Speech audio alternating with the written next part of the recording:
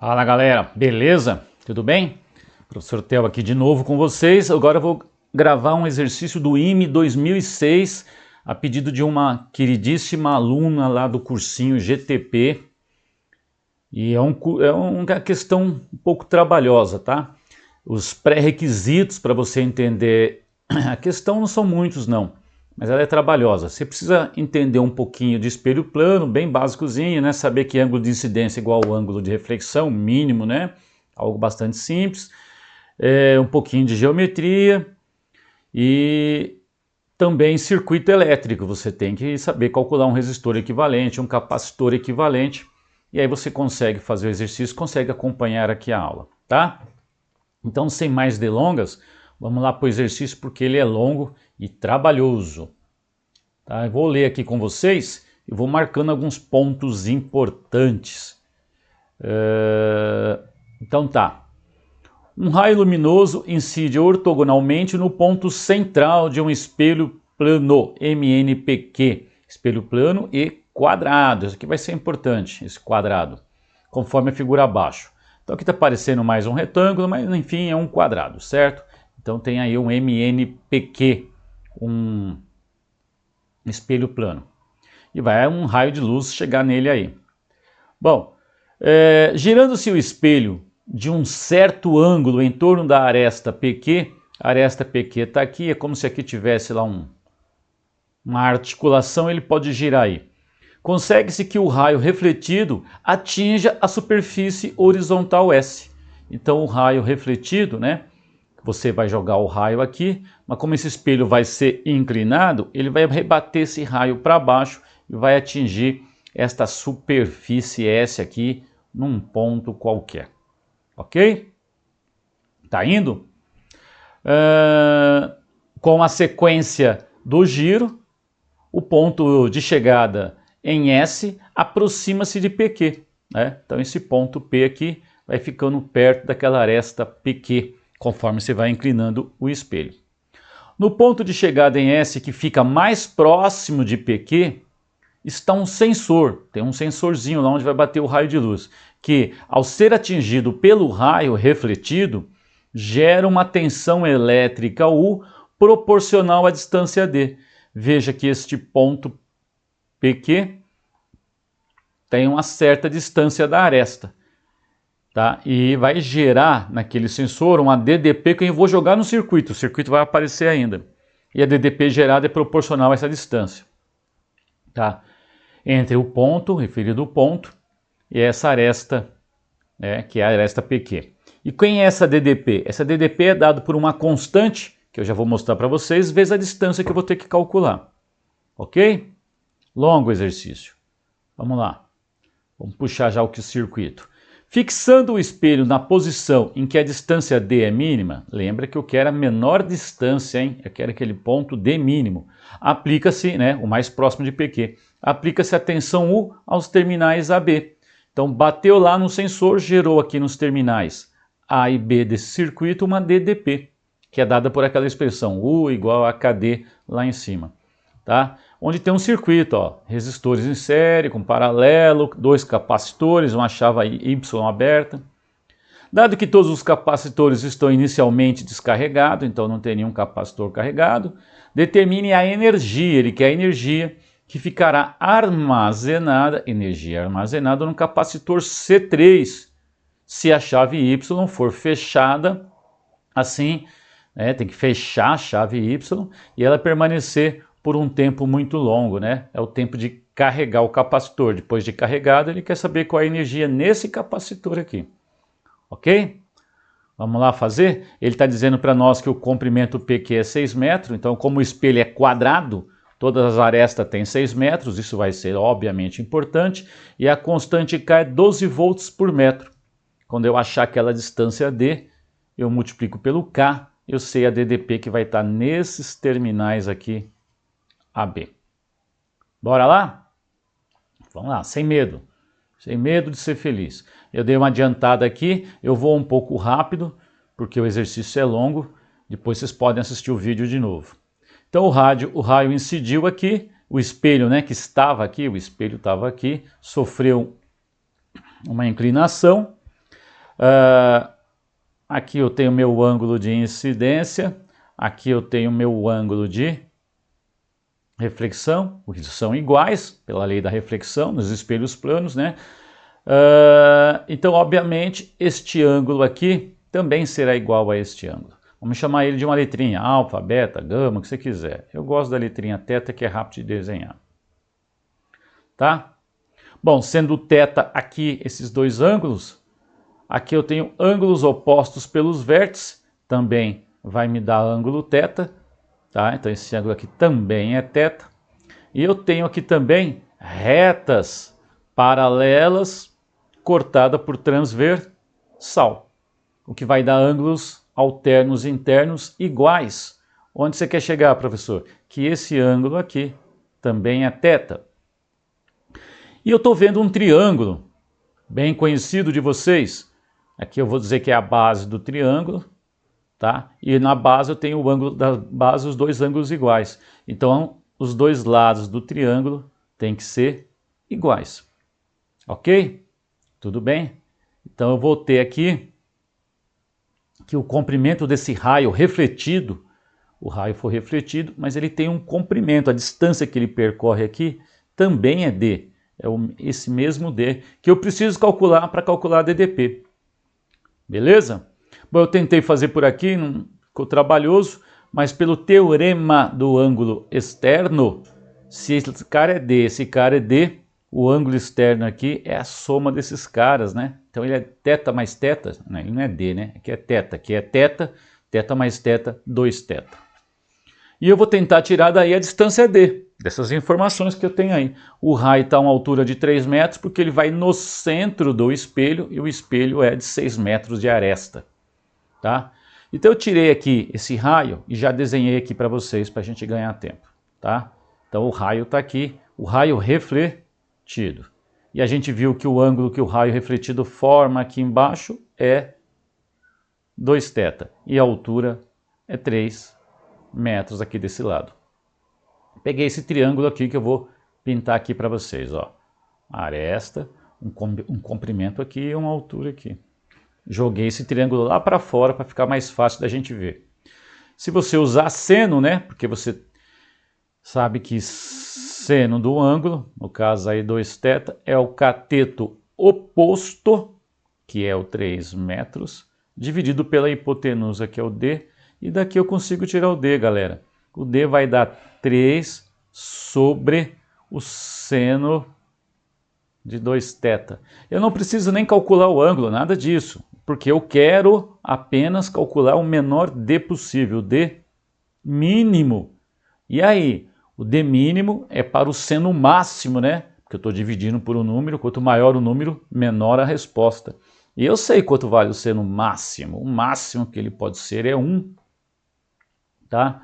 Então não me importa qual seja o ângulo. O que importa é que aqui vai ter que dar 1. E 3 dividido por 1 é 3. Então eu já cheguei no meu d mínimo. 3 dividido por 1, 3. O menor d que eu vou encontrar é 3 metros. Ok? Tranquilo? E aí, já temos uma parte do exercício resolvido que vai nos ajudar. Mas agora eu preciso calcular, galera, a minha DDP. A DDP que vai ser jogado lá naquele circuito, aos extremos A, B do circuito, ela é dada por uma constante K, lembra? A constante K era de 12, foi dado lá, estava no texto.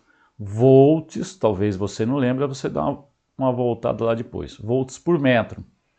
E ele dizia que era o K, constante K, vezes a distância D mínima.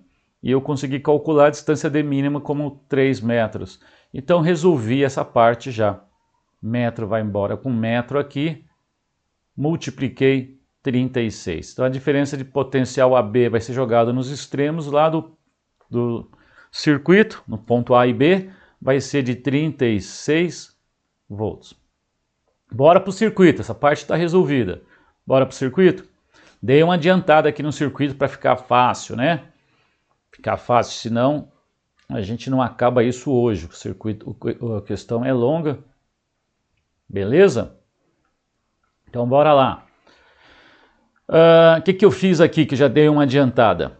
Eu estou vendo que eu tenho dois resistores em paralelo, eles estão na mesma diferença de potencial, né? Aqui é o ponto B da bateria, arrastei esse ponto B para cá, não tem nada, é tudo ponto B. Aqui é ponto A, passei por um resistor, então aqui não é mais ponto A, chamei de C, ok? Então eu estou vendo que o meu resistores 4 e 12 estão ligados às mesmas diferenças de potencial entre os pontos C e B, o que quer dizer que eles estão em paralelo. E eu sei achar o paralelo de dois resistores. Eu posso fazer o produto deles, 4 vezes 12, dividido pela soma, 4 mais 12, e obtive o resistor equivalente. O que eu estou fazendo? Eu estou simplificando o circuito para conseguir chegar na DDP nas placas desse capacitor. Se eu chegar na DDP nas placas desse capacitor, eu consigo calcular a sua energia armazenada, que é o que eu quero. Então, reduzir esses dois resistores a um resistor de 3 ohms. E aqui eu também tenho, né, dois capacitores ligados aos mesmos extremos, a mesma diferença de potencial. Também estão em paralelo. Só que capacitor em paralelo, galera, é mais fácil de resolver, né? Capacitor em paralelo é igual resistor em série, é só somar. Como eu tenho 6 micro e 4 micro, e me dá 10 microfarad de capacitância equivalente. Então eu vou trocar esses dois capacitores por um de 10. Veja que esse de 10 contém o capacitor de 4 microfarad, ao qual eu estou preocupado com a energia armazenada nele. E vou trocar esses dois resistores pelo resistor de 3 ohms. Fechou? E aí o circuito fica assim, ó. Tá aqui. Onde tinha os resistores em paralelo virou um de 3, onde tem o resistor, os dois capacitores 4 e 6 virou um de 10, tá? E agora eu percebo que o meu circuito aqui, ó, tá em série, né, ó. Corrente vem, passa pelo resistor de 6, passa pelo resistor de 3, vem aqui, tá? Professor, e para cá? Chave tá aberta, não tem corrente nenhuma vindo para cá. Chave tá aberta. Tá legal? Se 6 está em série com 3, galera, não sem perder tempo, né? 6 mais 3, 9. Eu tenho 9 de resistor equivalente. Então eu consigo, com esse 9 de resistor equivalente, e sabendo que a diferença de potencial aqui é de 36 volts, foi o primeiro cálculo que a gente fez, a DDP potencial nesses dois pontos, né? A diferença de potencial, desculpa, é 36 volts, eu consigo determinar a corrente que está nesse circuitozinho aqui, ó, que é a DDP, 36 volts, dividido pela resistência equivalente, que é 9, ficou fácil, essa corrente é de 4 amperes. Tá bom, professor, você achou a corrente, o que eu faço com ela? Ora, a corrente que passa aqui, que acabamos de determinar que é 4 amperes, é a mesma que passa aqui. Se eu sei que a corrente aqui que passa é de 4 amperes, então eu consigo achar a DDP entre o ponto C e B, onde existe esse resistor. E qual é a vantagem disso? É que esses dois capacitores, quando eu fechar a chave, eles também estão ligados aonde? Entre o ponto C e o ponto B. Então eles têm a mesma DDP que esse resistor. E a DDP nesse resistor, muito fácil de calcular. A DDP nesse resistor que está entre os pontos C e B, você está careca de saber que é R vezes I, né? R vezes I. Quem é o valor da resistência? É 3. Quem é o I? Ele é atravessado por uma corrente de 4 amperes. Então você já tem a DDP que vai dar 12 volts. Então agora eu vou considerar só essa parte aqui do circuito agora, galera. Eu vou vir para cá, eu vou considerar só essa parte do circuito aqui, ó. Vou marcar aqui de lilás aqui para vocês. Só essa parte aqui, ó. Aqui eu sei que tem 12 volts e vou levar esses 12 volts para cá. Eu vou trabalhar com essa parte do circuito. Ok? Tranquilinho? Então vamos lá. Eu já dei uma adiantada aqui para a gente não perder tempo. Olha lá, os 12 volts estão aqui. Tá? Aqui está aparecendo 12 ohms, né? Porque tinha um resistor de 12 ohms aí. Desculpa, vamos tirar aqui. Aqui é um resistor que não me interessa qual que era o resistor que estava aí. Tá? Aqui eu tenho um resistor equivalente e eu sei que a DDP nesse resistor aqui entre os pontos C e B a diferença de potencial aqui, eu sei que deu 12 volts. Não é isso? Ele está submetido a 12 volts. Qual é o valor desse resistor? Isso não importa mais. O que importa é que entre C e B tem 12 volts e esses dois capacitores estão ligados entre C e B. Olha lá, o ponto B eu trouxe aqui. Tá bom? E dois capacitores em série, eles têm que ter a mesma carga, galera. Senão esse capacitor, um joga carga no outro. Esse capacitor é o C2 e o C3 juntos. E esse capacitor, estamos chamando ele de C1. Então eu sei que a carga que tem no capacitor C1 tem que ser a mesma carga. Isso quando está em série. Você tem que conhecer um pouquinho de capacitância para fazer isso. É igual, né? Um pouquinho de capacitores. A capacitância, a carga armazenada no 2 e 3. Tranquilo?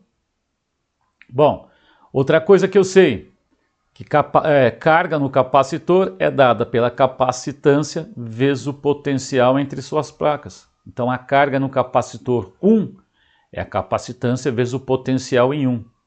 A carga no capacitor 2 e 3 é o capacitor C2,3. C2,3 é aqueles dois que estavam em paralelo. Vezes o potencial que tem aí nos seus extremos, que é o V que tem lá entre o 2 e 3.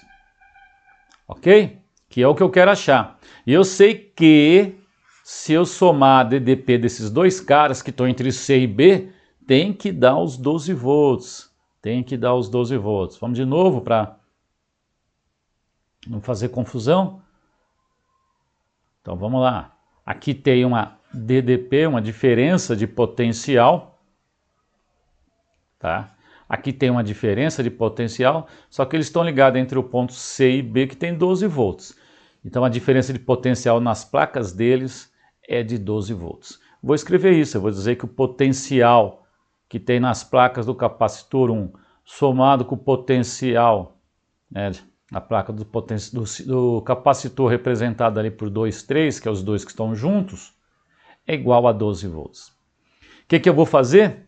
Calcular esse V23, que é onde está o meu capacitor C3. Quero calcular este menininho aqui. Então, o tio vai fazer o seguinte, vou isolar o V1, tá? Vou isolar aqui o V1, jogando o C1 para lá, e substituindo nesse local aqui, ó, do V1, somando com o V23, que é 12 volts, para poder calcular o V2. E aí o exercício acabou, galera. Olha lá. Se eu isolar esse V1 aqui e jogar aqui, vai ficar aqui o C23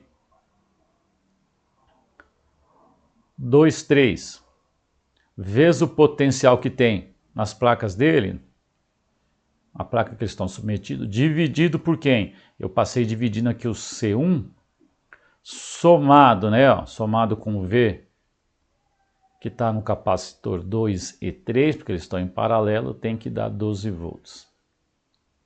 Vamos lá, sabe os números. Esse capacitor equivalente C23 é o 10 micro. Eu pôr só 10 que o micro vai cancelar. O V que está na placa do 2 e do 3 está aqui. Embaixo eu tenho um capacitor C1. O capacitor C1 é 6 micro. Eu quero somar com esse carinha aqui, V23, isso tem que dar 12. Gente, aqui dá 10 sextos, se você simplificar é 5 terços, né? 5 terços com mais 3, 8 terços. Então você sabe que 8 terços de V23 me dá 12 volts. Então passa lá o 3 multiplicando, ou multiplica tudo por 3 dos dois lados, 36 por outro, 4,5. É isso? É 4,5, né? Eu tinha feito a conta em algum lugar, mas nem lembro aqui. 4,5. Então o potencial nas placas do capacitor 2 e 3 é exatamente 4,5 volts. E agora o exercício está praticamente acabado.